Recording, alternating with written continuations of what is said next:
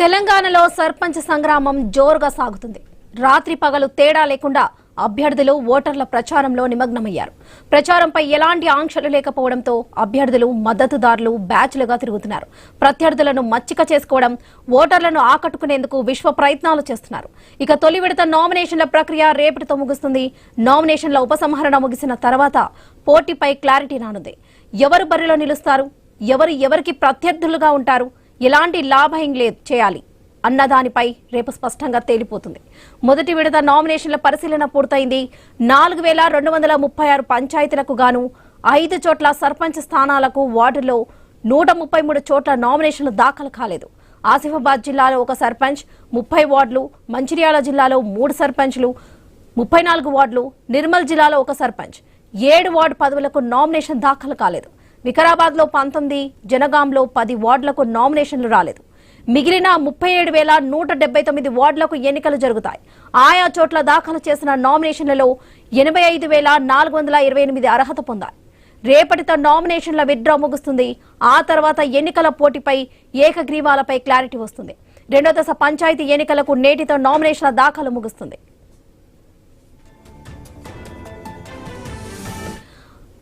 అయితే ఈ సర్పంచ్ ఎన్నికలను గ్రామస్తులు ఓ అవకాశంగా తీసుకుంటున్నారు. ఎవరైతే సమస్యలు పరిష్కరిస్తారో వారికే ఓటు వేస్తామని చెప్పేస్తున్నారు. ఇప్పటికే గ్రామాల్లో ఉన్న సమస్యలపై అధికారులకు పలుమార్లు మొరపెట్టుకున్నామని, అయినా కూడా ఫలితం లేదని వాపోతున్నారు. ఇదే టైం కరెక్ట్ అనుకుంటున్న గ్రామస్తులు సమస్యలు పరిష్కరించిన తర్వాతనే అధికారులు తమ ఊర్లోకి రావాలంటూ గ్రామాల పొలిమేర్లో ఫ్లెక్సీలు కూడా కడుతున్నారు. గ్రామంలో ఎవరు నామినేషన్ వేయరాని, ఎవరైనా బలవంతంగా నామినేషన్ వేసినా కూడా ఒక్కరు ఓటింగ్ లో పాల్గొనారని వార్నింగ్ కూడా ఇస్తున్నారు. ఈ విషయం తెలుసుకున్న అధికారులు, ప్రజాప్రతినిధులు ఉరుకులు పరుగులు తీస్తున్నారు. గ్రామస్తులను ఒప్పించే ప్రయత్నం చేస్తున్నారు. ఊరు పెద్ద మనుషులను బుజ్జగిస్తున్నారు. ఎన్నికల కోడ్ తర్వాత ప్రభుత్వం దృష్టికి తీసుకువెళ్తామని హామీ ఇస్తున్నారు. ప్రజలు మాత్రం ఎన్నికలు అయిపోతే ఎవరు పట్టించుకోరన్న భావనతో ఉన్నారు. దీంతో ఉన్నతాధికారులు కూడా ఆయా గ్రామాలపై ఫోకస్ పెట్టినట్లుగా సమాచారం. గ్రామాల్లో ఉన్న అసలు సమస్యలేంటి, ఇన్నాళ్లుగా ఎందుకు పరిష్కారం కాలేదు, ఏ స్థాయిలో సమస్య నిలిచిపోయింది అన్న విషయాలపై ఆరా తీస్తున్నట్లుగా టాక్. దీంతో గతం కంటే భిన్నంగా గ్రామ పోరు సాగుతుంది.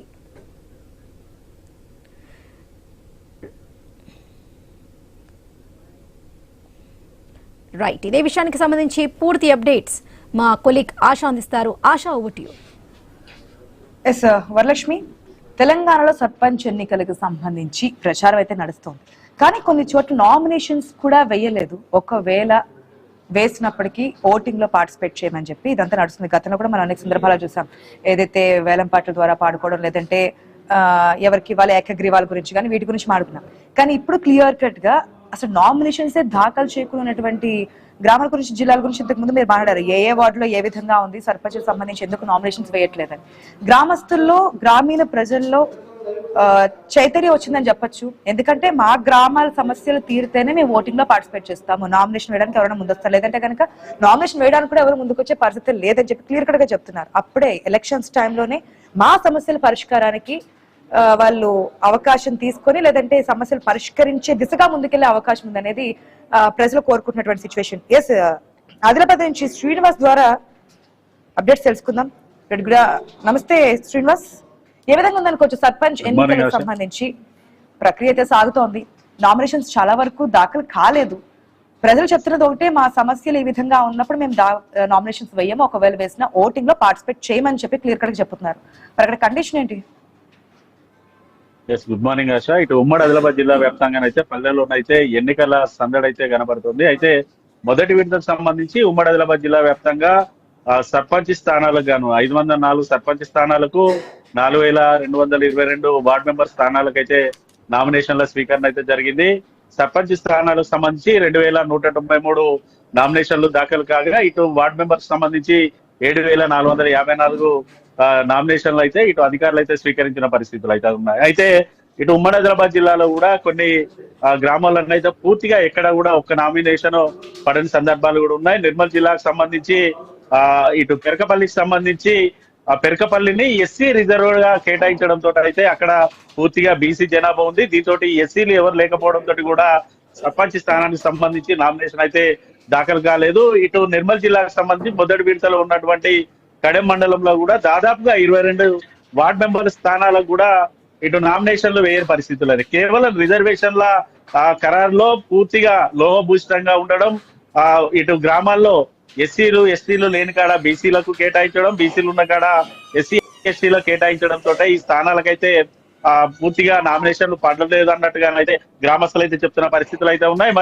మరోవైపు మంచిర్యాల జిల్లాకు సంబంధించి 3 సర్పంచ్ స్థానాలకైతే నామినేషన్లు అయితే దాఖలు కాలేదు. అందులో ఒకటి గూడెం, ఇటు బందూరు గూడెంతో పాటు నెల్కి వెంకటపూర్ గ్రామాలకైతే సర్పంచ్ స్థానాలకైతే నామినేషన్లు అయితే పడలేదు. గూడెం గ్రామానికి సంబంధించి దాదాపుగా ఇటు ఏజెన్సీగా ఉంది గూడెం గ్రామం. దీంతో 30 నుంచి 40 ఏళ్ళుగా కూడా అక్కడ సర్పంచ్ స్థానానికి సంబంధించి ఎన్నికలు అయితే జరగట్లేదు. గూడెం గ్రామానికి సంబంధించి పూర్తిగా బీసీ జనాభా ఉంది.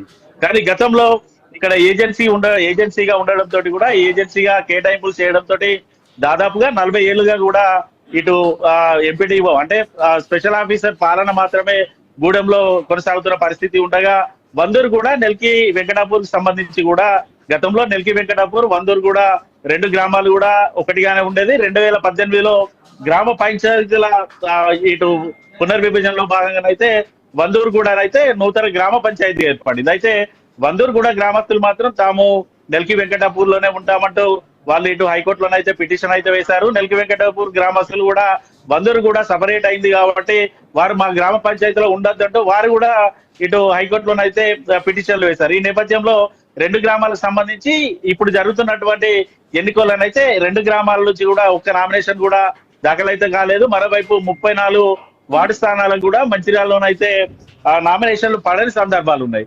మరోవైపు అస్మాబాద్ జిల్లాకు సంబంధించి కూడా ఒక స్థానానికి అయితే సర్పంచ్ స్థానానికి ఇటు నామినేషన్ దాఖలు కాలేదు. మరోవైపు 30 వార్డు స్థానాలకు కూడా నామినేషన్లు పడని సందర్భాలు ఉన్నాయి. అయితే ఇప్పటికే మొదటి విడతకు సంబంధించి కూడా రేపటితోనైతే పూర్తిగా మొదటి విడతకు సంబంధించి అయితే ఈ రోజుతో స్కూటీనీ కంప్లీట్ అయిపోతుంది. రేపు నామినేషన్ లో ఉపసంహరణ అయితే ఉంటుంది. ఉపసంహరణ తర్వాత ఇటు ఎవరెవరు ఇటు ఎన్నికల్లో పార్టిసిపేట్ చేస్తారన్నది కూడా ఫైనల్ అయ్యే అవకాశం ఉంది. ఇప్పటికే అధికార కాంగ్రెస్ పార్టీతో పాటు ప్రతిపక్ష బీజేపీ బీఆర్ఎస్ పార్టీలు అయితే గ్రూపులుగానైతే విడిపోయి ఎక్కడికక్కడ ప్రచారాలు అయితే మొదలు పెట్టారు. మొదటి విడతలో నామినేషన్లు వేసినట్టు వారందరూ కూడా ఇటు ప్రచారాలు అయితే కొనసాగుతున్న పరిస్థితులు అయితే ఉన్నాయి. అయితే ఈ మంచిర్యాల జిల్లాకు సంబంధించి దండపల్లిలో కూడా దండపల్లి గ్రామానికి సంబంధించినటువంటి గ్రామస్తులు అయితే ఒక ఇష్యూని అయితే ముందుకు తీసుకొచ్చారు. దండపల్లిలో ఇటు కుక్కల బెడదతో పాటు కూతుల బెడద ఉంది. మా గ్రామానికి ఈ బెడదను ఎవరైతే తగ్గిస్తారో వారికి మాత్రమే ఓటు వేస్తామంటూ కూడా గ్రామస్తులు అయితే కరాఖండిగా చెప్తున్న పరిస్థితులు ఉన్నాయి. నిన్న ప్లకార్డు పట్టుకొని కూడా ధర్నాలు చేశారు వాళ్ళు. సో ఈ నేపథ్యంలో అయితే ఇప్పటికైతే మొదటి విడతకు సంబంధించి ఇటు ప్రచార పర్వాలు అయితే కొనసాగుతున్నాయి. కానీ గ్రామంలో విషయసి ఉన్నటువంటి సమస్యలను ఎవరైతే పరిష్కరిస్తారో వారికి మాత్రమే తాము ఓటు వేస్తాం, లేదనుకుంటే మాత్రం ఓటు వేసే ప్రసక్తే లేదు. మీరు నామినేషన్లు వేసినా కూడా మేము ఓటు వేయడానికి సిద్ధంగా లేవంటూ కూడా ఇటు గ్రామస్తులు అయితే చెప్తున్న పరిస్థితులు ఉన్నాయి. Right Srinivas, thanks for the update. చూస్తున్నాం కదా గ్రామాల్లో సర్పంచ్ గానీ వార్డ్ మెంబర్స్ గానీ జరుగుతున్నటువంటి ఎన్నికల హడావిడి ఏ విధంగా ఉంది, ప్రచారం ఏ విధంగా ఉంది, గ్రామస్తుల స్టాండ్ ఏ విధంగా ఉంది. ఒకవేళ మా సమస్యలు పరిష్కరించకపోతే కనుక ఎట్టి పరిస్థితిలోనూ ఓటింగ్ లో పార్టిసిపేట్ చేయము అనేది. మరొకటి ఏదైతే రిజర్వేషన్స్ పరంగా ఉన్నట్టు దాని ప్రకారం కూడా నామినేషన్స్ దాఖలు కాలేదు అంటున్నారు. మరి దానికి సంబంధించి ఎటువంటి నిర్ణయం తీసుకుంటారనేది కూడా వెయిట్ చేసి చూద్దాం. ప్రధానంగా ఇప్పటి వరకు అయితే లోకల్ సంగ్రామానికి సంబంధించి అన్ని పార్టీలు ముందుకైతే వెళ్తున్నాయి. మెయిన్ గా ఏకగ్రీవాలకు సంబంధించి ఫోకస్ పెట్టారు. గతంలో కూడా మనం చూసాం కాంగ్రెస్ పార్టీ నుంచి ఏకగ్రీవంగా ముందుకెళ్తే కనుక ఎన్నికల్లో ఖర్చు పెట్టేదో గ్రామాభివృద్ధికి మేము ఖర్చు పెడతామని చెప్పేసి ఏకగ్రీవాలకు ఎక్కువగా మొగ్గు చూపినటువంటి సిచ్యువేషన్. అయితే ఇప్పుడు తొలి విడతకు సంబంధించి ప్రక్రియ పూర్తవుతుంది కాబట్టి ఈ నామినేషన్స్ విత్డ్రా తర్వాత ఎవరెవరు ఉంటారనేది కూడా క్లియర్ కట్ గా తెలిసే అవకాశం ఉంది. ఆఫ్టర్ దట్ ఎవరెవరు ఉన్నారన్న తర్వాత ప్రచారాలు ఇంకాస్త స్పీడ్ పెంచే అవకాశం కూడా కనిపిస్తోంది. ప్రజలైతే ఎవరు మాకు మేలు చేస్తారో వాళ్ళకే ఓట్లేస్తామంటున్నారు, వాళ్ళ ప్రక్కే ఉంటామంటున్నారు. ఒకవేళ మా సమస్యలు కనుక ఇప్పటికీ పట్టించుకోకపోతే ఎలక్షన్స్ లో పార్టిసిపేట్ చేసే అవకాశమే లేదంటున్నారు. దానికి సంబంధించి అధికారులు కూడా ఆయా గ్రామాల్లోకి వెళ్తున్నారు, ఆయా ప్రజలతో మాట్లాడుతున్నారు, ఓటింగ్ లో పార్టిసిపేట్ చేయాలని, ఓటు వినియోగించుకోవాలని చెప్తున్నటువంటి సిచ్యువేషన్. కానీ గ్రామస్తులు అయితే పట్టుబడుతున్న ఇంతకుముందు శ్రీనివాస్ చెప్పిన విధంగా ప్లకార్డులు ప్రదర్శిస్తున్నారు. ఆయా గ్రామాల్లో ఈ సమస్యలు ఉన్నాయి, ఈ ఒక్కసారి గనక ఓటింగ్ అయిపోతే అంటే ఈసారి ఎన్నికలు అయిపోతే కనుక మళ్ళీ మీరు మమ్మల్ని చూసే అవకాశం ఉండదు, మా సమస్యల్ని కనీసం వినే ఆస్కారం కూడా ఉండదు. సో మాకున్న ఛాన్స్ ఇదే కాబట్టి మేము ఇప్పుడే మా సమస్యల్ని మేము ఉంచుతున్నాము, దాని సమస్యకు పరిష్కారం చెప్పిన తర్వాత మేము ముందుకెళ్తామంటున్నారు. రైట్, మనతో పాటు ప్రశాంత్ సిద్ధంగా ఉన్నారు. ఓకే, క్రాంతి సిద్ధంగా ఉన్నారు మెదక్ నుంచి. క్రాంతి, ఏ విధంగా ఉంది ప్రచారానికి సంబంధించిన డీటెయిల్స్ ఏంటి? ఒకవేళ ఎవరైనా విత్డ్రా చేసుకునే అవకాశాలు కనిపిస్తున్నాయా? అయితే మనం ప్రధానంగా చూసినట్లయితే మొదటి విడతకు సంబంధించి నామినేషన్ల ప్రక్రియ పూర్తిగా అయిపోయింది. దీనికి సంబంధించి విత్డ్రాలకు సంబంధించింది రేపటి వరకు గడువు ఉంది. అయితే ప్రధానంగా మనం చూసినట్టు ఇక రెండో విడతది ఈ రోజు చివరి రోజు ఉంది నామినేషన్ దాఖలు చేయడానికి. ప్రధానంగా మొదటి విడతకు సంబంధించి ఇంకా పూర్తి స్థాయిలో ప్రచార పర్వం అయితే సాగుతున్నట్టుగా మనకి కనిపించట్లేదు. ఎక్కడ కూడా కొంచెం ఏదో నామినేషన్ వేసిన వాళ్ళు వాళ్ళ ప్రత్యర్థులను బుద్ధగింపులు చేయడము, లేదా దాని రాజకీయ సమీకరణలు చేసుకోవడము, కుల పెద్దల్ని ఇలాంటి వాళ్ళని సమీకరించుకోవడం, వాళ్ళ మద్దతు కూడగట్టుకోవడము, ఆ పార్టీల మద్దతులు కూడగట్టుకోవడం, ఒకే పార్టీ నుంచి 2-3 అభ్యర్థులు నామినేషన్ అయి ఉన్నాయి. వీళ్ళందరిలో కూడా ఆ పార్టీ నుంచి వీళ్ళ అభ్యర్థిత్వాన్ని ఖరారు చేసుకోవడము, పార్టీ లోని పెద్ద నాయకుల మద్దతు కూడగట్టుకోవడం, ఇలాంటి కార్యక్రమాల మీద ప్రస్తుతం దృష్టి సారిస్తున్నారు. అయితే మొదటి విడతకు సంబంధించి రేపటి వరకు విత్డ్రాకు అవకాశం ఉంది కాబట్టి రేపటి తర్వాతనే మనకి ఎక్కడ ఏకగ్రీవం అవుతున్నాయి, ఎక్కడ బరిలో ఉంటున్నారు, ఎక్కడ బలమైన క్యాండిడేట్లు ఉంటున్నారు, ఎక్కడ ఒకే పార్టీ నుంచి 2 మద్దతుదారులు ఉంటున్నారు అనేది కూడా రేపు సాయంత్రం వరకు తేలనుంది. మొదటి విడతకు సంబంధించి ఇప్పటికైతే ప్రధానంగా గ్రామాలు ఇంకా పూర్తి ఫీవర్ అయితే రాలేదు. మనకి ఈ రేపటి తర్వాత అంటే ఇంకో 2-3 రోజుల తర్వాత నుంచి పూర్తి స్థాయిలో మొదటి విడత సంబంధించిన ఎన్నికలు జరిగే గ్రామాల్లో పూర్తి రాజకీయ వేడి ఎక్కడుంది. ఇప్పటికే చాలా గ్రామాలు తమ డిమాండ్లను పెడుతున్నారు. కొన్ని చోట్ల ఎప్పటి నుంచో కొన్ని సంవత్సరాల తరబడి దశాబ్దాలుగా పరిష్కారం కాని సమస్యలు ఇటు రాజకీయ పార్టీలకి అధికారుల ముందు పెడుతున్నారు.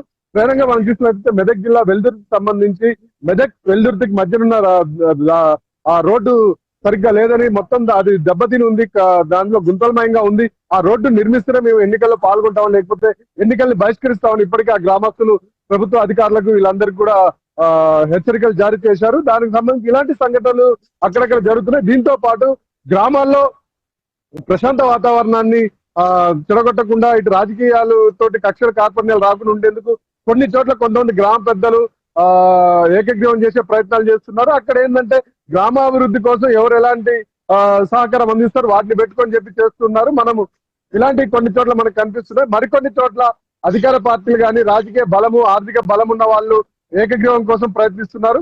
మొత్తానికైతే ఇప్పటికైతే కేవలం ఇంకా క్షేత్రస్థాయిలో పూర్తిగా ఇటు అభ్యర్థులు దిగినట్టయితే మనకు కనిపించట్లేదు. కొన్ని చోట్ల మాత్రం కొన్ని గ్రామాల్లో అడపా అభ్యర్థులు పూర్తి స్థాయిలో వాళ్ళ ప్రచార పరంపరను కొనసాగిస్తున్నారు. Right Kranthi, thanks for the update.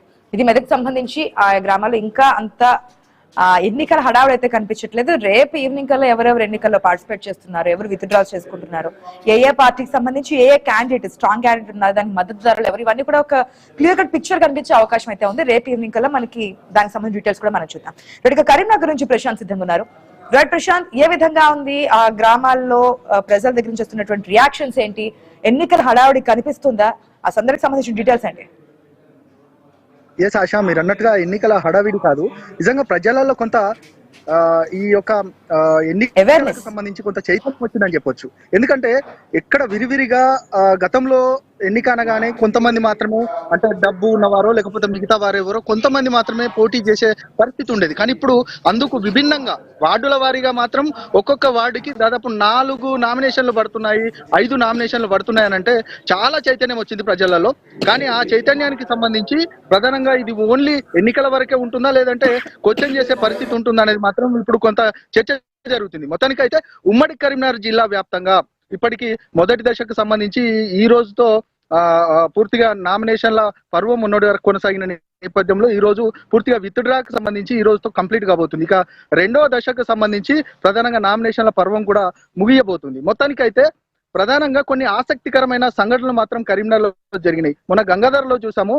ఇక ఏదైతే 40 ఏళ్ళు వచ్చినప్పటికీ కూడా ఆయన పెళ్లి చేసుకోకుండా సర్పంచ్ కలగా ఉంది కాబట్టి సర్పంచ్ కోసమే పెళ్లి చేసుకున్నాడు. ఆ తర్వాత ఏం జరిగిందనంటే ఆ పెళ్లి చేసుకున్న ఆ మహిళకి సంబంధించి ప్రధానంగా మీకు ఓహోటాకు ఆ గ్రామంలో లేకపోవడం కొంత దురదృష్టమైనప్పటికీ కూడా, కానీ మొత్తానికైతే బంధువులలో మాత్రం పెద్ద ఎత్తున సంతోషం మాత్రం వ్యక్తం చేశారు 40 ఏళ్ల తర్వాత పెళ్లి జరిగిందని. ఇంకొక ఆసక్తికరమైన సంఘటన ఏంటంటే జైల్లో ఉండి గతంలో ఇక్కడ వేములవాడకు సంబంధించి మార్పక గ్రామంలో గతంలో తన భార్య ఎంపీపీగా ఉన్నారు. ఇప్పుడు ప్రజెంట్ ఎస్సీ జనరల్ రావడంతో తన అంటే జైల్లోనే ఉండి వ్యక్తిగత కొంత కారణాలతో ఆయన జైలుకు వెళ్ళి జైలుకు దగ్గరికే ఈ నామినేషన్ పత్రాలు తీసుకొచ్చి ఆ నామినేషన్ లో ఫిలప్ చేసి జైలు నుండే పోటీ చేస్తున్న ఒక ఆసక్తికరమైన సంఘటన జరిగింది.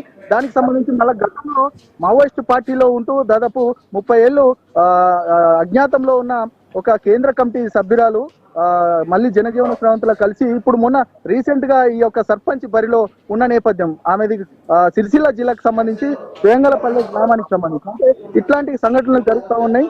చాలా వచ్చింది కానీ ఆసక్తికరమైన సంఘటనలు జరుగుతున్న నేపథ్యంలో ఇవి అంటే ఇంకొకటి ఏంటంటే ప్రధానంగా గ్రామాలలో ప్రలోభాలు ఇక నామినేషన్ల పర్వం కొనసాగిన నేపథ్యంలో ప్రలోభాలకు సంబంధించి ఏకగ్రీవాలు ఖచ్చితంగా జరగాలి, తన బలాన్ని చూపించుకోవాలి, ఖచ్చితంగా ఎవరు కూడా పోటీలో ఉండొద్దు, ఖచ్చితంగా డబ్బులను ఎరచూపి ఏకగ్రీవాలు చేసుకున్న సంఘటనలు కూడా మనం చూస్తా ఉన్నాం. ప్రధానంగా డబ్బుల్ని ఒక్కొక్క ఈ యొక్క గ్రామ పంచాయతీ స్థానాలకి 30 నుంచి 50 లక్షల రూపాయలు ఈ యొక్క డబ్బుల్ని విచ్చేసి ఏకగ్రీవాలు చేసుకుంటున్న సందర్భాలు దాదాపు గతంలో మొదటి విడతకు సంబంధించి దాదాపు రుద్రంగి గ్రామానికి అంటే తండాలుగా ఉన్న రుద్రంగి గ్రామానికి సంబంధించి ఒక 4 పంచాయతీలు ఏకగ్రీవమయ్యాయి. ఇప్పటికీ ఉమ్మడి కరీంనగర్ జిల్లా వ్యాప్తంగా 34 పంచాయతీలు ఏకగ్రీవమైన సందర్భం. మొత్తానికైతే ఈ అన్ని సంఘటనల దృష్ట్యా మాత్రం ప్రధానంగా ఇప్పటికే పార్టీలు కూడా మోహరించాయి. పార్టీలు ఎందుకంటే గ్రామ స్థాయి నుంచే ఈ యొక్క బలమైన క్యాడర్ ఉంటేనే రేపటి రోజున ఇటు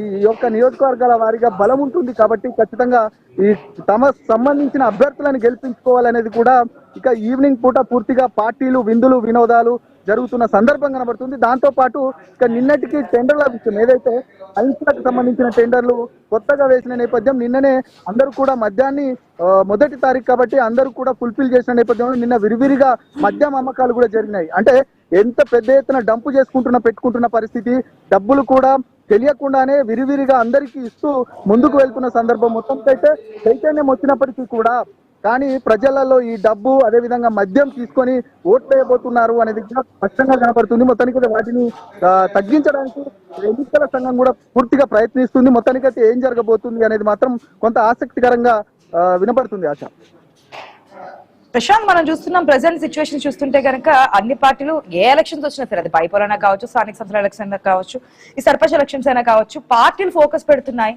ఆ పార్టీలు మేము గెలవాలి, ఇక్కడ గెలిస్తేనే మళ్ళీ నెక్స్ట్ మన నియోజకవర్గాల వారిగా బలం ఉంటుంది మీరు చెప్పిన విధంగా ఇదంతా నడుస్తోంది.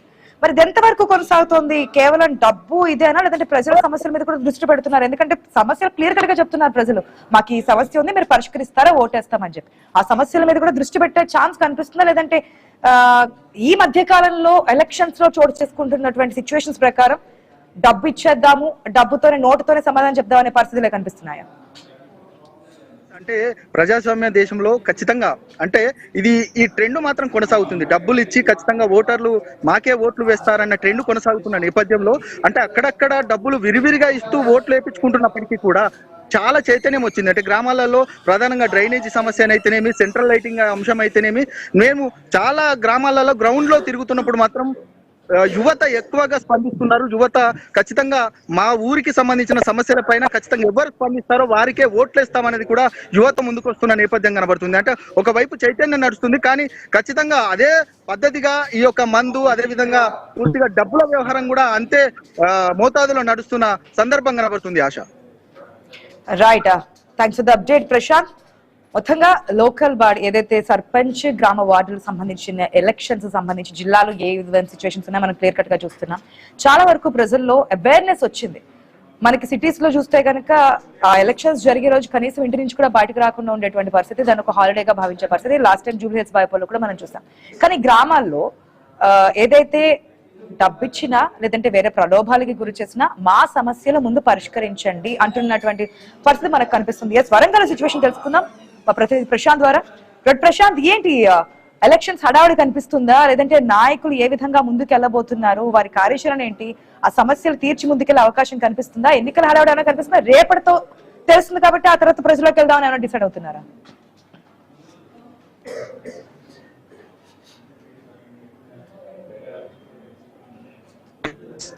ప్రశాంత్ మ్యూట్ లో ఉంది ప్లీజ్.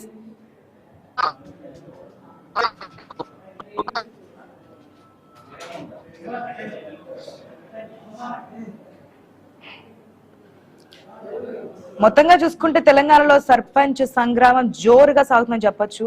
అభ్యర్థులు అయితే ఎక్కడ అంటే ఇక్కడ దీనికి సంబంధించి ఎక్కడ లిమిటేషన్స్ లేవు, రూల్స్ లేవు కాబట్టి గ్రూపులుగా ఒక్కొక్క గ్రూప్ ఒక్కొక్క చోటికి వెళ్ళిపోయి ఈ ప్రజల్ని తమ పార్టీ వైపు తమకు ఓటు వేయడానికి అభ్యర్థిస్తున్నటువంటి సిచ్యువేషన్. మా ప్రతినిధులు చెప్పిన విధంగా, మా రిపోర్టర్స్ చెప్పిన విధంగా ఎవరికి తోచిన విధంగా ఓటర్ను తమ వైపు తిప్పుకోవడానికి ఉన్నటువంటి ఆయుధాలేంటి, మార్గాలేంటి, ఈ విధానం కనిపిస్తోంది. నామినేషన్స్ వేయనటువంటి సిచ్యువేషన్స్ కూడా మనం చూసాం, ఎందుకు లేవు అనేది కూడా చూసాం. ఇప్పుడు మరి ఎటువంటి ఎలక్షన్ కమిషన్ కూడా ఎటువంటి నిర్ణయం తీసుకోబోతోంది, ఒకవేళ విచ్చలవిడిగా ప్రజలను తప్పుదారి పట్టించే ప్రయత్నం జరిగితే కనుక ఏ విధంగా ఉంటుంది, రేపు ఈవినింగ్ కల్లా మనకు క్లారిటీ రాబోతుంది. ఎవరెవరు పార్టిసిపేట్ చేయబోతున్నారు ఆఫ్టర్ విత్డ్రాల్స్ ఇవన్నీ అయిపోయిన తర్వాత, ఎవరెవరు ఉంటున్నారు, ఏ పార్టీ నుంచి ఎంతమంది ఉంటున్నారు, ఎవరి మద్దతు ఎవరికి, పార్టీల తరపు నుంచి ఎటువంటి సహాయం అందుతుంది, ప్రచారానికి సంబంధించి ఏ విధంగా ముందుకెళ్ళబోతున్నారు, ఇవన్నీ కూడా మనకి తెలిసే అవకాశం ఉంది. సో ఇప్పటి వరకు అయితే జోరుగానే ముందుకెళ్తున్నారు అనుకోవచ్చు. కాకపోతే గ్రామస్తులు, మెయిన్ గా గ్రామాలు ఉన్నటువంటి ఓటర్లు మాత్రం ఈ సర్పంచ్ వార్డ్ ఎలక్షన్స్ అయితే చాలా గట్టిగా తీసుకోవడం తెలుస్తుంది. ఎందుకంటే వారి సమస్యల పరిష్కారం కావడానికి ఉన్నటువంటి ఏకైక మార్గంగా చూస్తున్నారు. ఎప్పటి నుంచో మేము వేడుకుంటున్నాం, అది డ్రైనేజ్ వ్యవస్థ గురించి కావచ్చు, రోడ్ల గురించి కావచ్చు, ఇంకేదైనా కావచ్చు, మా సమస్య పరిష్కరించండి ఓట్లు ఇస్తాం, లేదంటే కనుక ఓట్లు వేయం. ఈ విధంగా ఉన్నప్పుడు మేము వెయ్యము అనే భావన అయితే కనిపిస్తుంది. దీంతో ఏ గ్రామాల్లో ప్రజలు ఎటువంటి డిసిషన్ తీసుకున్నారో ఆయా గ్రామాలకు ఉన్నతాధికారులు కూడా వస్తున్నారు, వారితో మాట్లాడుతున్నారు, ఏవే సమస్యలు ఉన్నాయి మేము క్లియర్ చేస్తామని చెప్తున్నారు. కానీ ఎప్పుడు పరిష్కారం చేస్తారని చెప్పి క్లియర్ కట్ గా అడుగుతున్నారు. ఈ చైతన్యం అయితే కనిపిస్తోంది. అంటే ఓటు హక్కు వినియోగించుకునేటప్పుడు కేవలం మద్యం లేదంటే వేరే ప్రలోభాలు, డబ్బా, ఇంకోట కాకుండా మనం ఓటు హక్కు ఎందుకు వినియోగించుకోవాలి, మనం ఓటు హక్కు వినియోగించుకునేటప్పుడు ఏం అడగాలి, వారి దగ్గర నుంచి ఏం తీసుకోవాలి, ఇవన్నీ కూడా క్లియర్ కట్ గా గ్రామస్తుల్లో మనకు కనిపిస్తోంది. వెయిట్ అండ్ సీ ఏం జరగబోతుంది అనేది, ఎన్నికల ప్రచారంలో ఇంకే విధంగా ముందుకెళ్తారు, ఆ సమస్యల పరిష్కారం దిశగా ముందుకెళ్తారు, వారికి ఎటువంటి హామీలు ఇస్తారు, రేపు ఆఫ్టర్ విత్డ్రాల్ తర్వాత ఎంతమంది బరిలో ఉండబోతున్నారు, పార్టీ నుంచి ప్రచారం ఏ విధంగా జరగబోతున్నది కూడా చూద్దాం. థ్యాంక్ యూ అందరూ పార్టిసిపేట్ చేస్తున్న రిపోర్టర్స్ అందరికీ కూడా. ఇది ఇవాల్టి question hour. Keep watching I news. నమస్తే.